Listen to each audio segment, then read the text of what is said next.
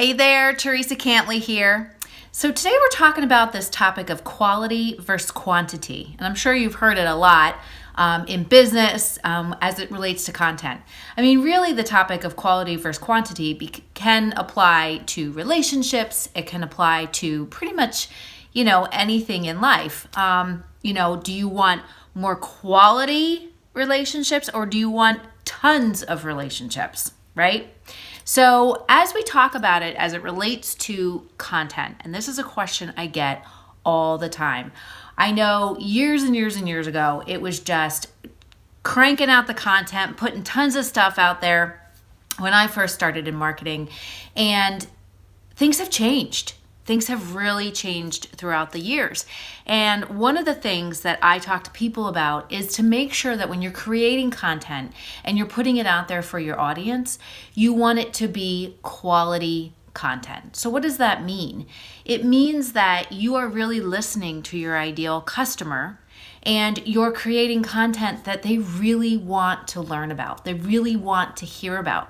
And typically that content is going to be the content that's going to build your expertise. It's going to be the content that you are creating on your thought leadership, or it's going to be content that you're creating that is going to live on long after you post it. So when we are talking about quality versus quantity, like I said, years ago, it just used to be you just had to just make sure you were constantly putting out content, constantly, and you still want to do that. You still want to be consistent. However, it's not the quantity of content that you're putting out, but it's the quality of it. It's how fast is it catching? Is it things that people will really like? Is it things that will be of value to your ideal customer? And the three things that I always tell people when they're creating content to make sure that you're following the premise of quality versus quantity is, number one, listen.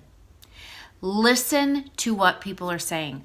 Talk to your customers. Talk to the people that you work with every day. And if you don't do one-on-ones, take a look in some of the groups that you're in, or maybe if you have a digital business, reach out and talk to the people that have purchased your course or have worked with you in some kind of an online fashion. If you do work with people one-on-one live, call them, talk to them. Listen, talk to them. Listen more than you speak. Ask them what are the things that they're struggling with? What are the things that they could really need, that they could really use help with, or that they could they would really love your support on? What are the things that they can't quite figure out how to do and could really use some help on? What are also maybe even some of the things that they want to learn more about? Maybe it's not something that they're struggling with, but something that they want to learn more about, and you have that expertise that can help them. The second thing is plan your content out in advance. Make sure that you're not doing it on the fly. I mean, sometimes we get that inspiration that just comes to us like that, and yeah, go for it, post it, get your voice out there. Don't hide, put it out there. But a lot of times it comes down to making sure that you are planning. You're doing the research. If you're writing about something, you're creating a video, you're doing the research, you're writing out your notes, and you're planning it in advance so that you can create really good quality content that is going to help people.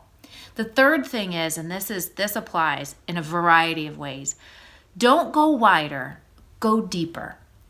Just as in relationships with your customers and even your personal relationships, we need to learn how to go deeper, have a deeper connection with the people that we work with, have a deeper connection just with people in our lives in general. Don't go wider. This can apply like even with inventory. Don't go wider, go deeper. What is it that you can really do to connect with people on a deeper level? Many times it's having those personal conversations. Many times it's reaching out and offering your help. We don't need to go wider and add more stuff and do more things and put more product in. Sometimes we just need to take what's working, what are the things that really work and that really can help, and we can go deeper on those subjects. really think about what is it that you want to be known for? What is it that you really want to, build your expertise in? You really want to build that thought leadership in, and go deeper on that. When you can really understand who your ideal customer is, and you can really understand what that expertise is and those amazing insights that you have, you can connect the two together and build a deeper relationship.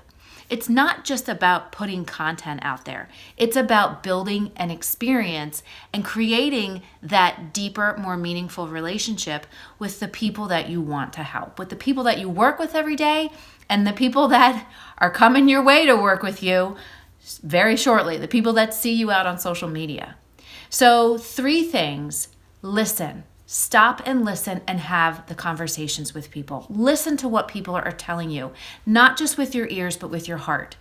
The second thing is make sure you're planning stuff out in advance. You don't want to just leave it to chance. Yes, you will have those times when, a thought comes in or an idea comes in, and yes, you want to put something out there. But most often you want to do the research. You want to put stuff together that is going to live on and really be of value for people way down the road. And the third thing is, don't go wider, go deeper.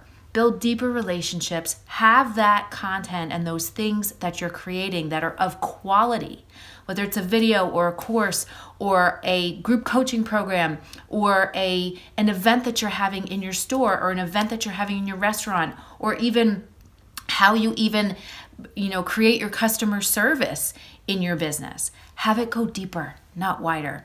Build the relationships and talk to people on an individual level. I hope these tips helped you. And for more great information, make sure you go to teresacantley.com and sign up to get weekly inspiration from yours truly. And also make sure to subscribe. If you listen to podcasts, go to teresacantley.com/iTunes and make sure that you subscribe and give a listen to my new podcast, Your Next Best Step, where we talk about all kinds of things, especially this whole premise of quality versus quantity. I hope this helped you, and I will see you soon. Take care.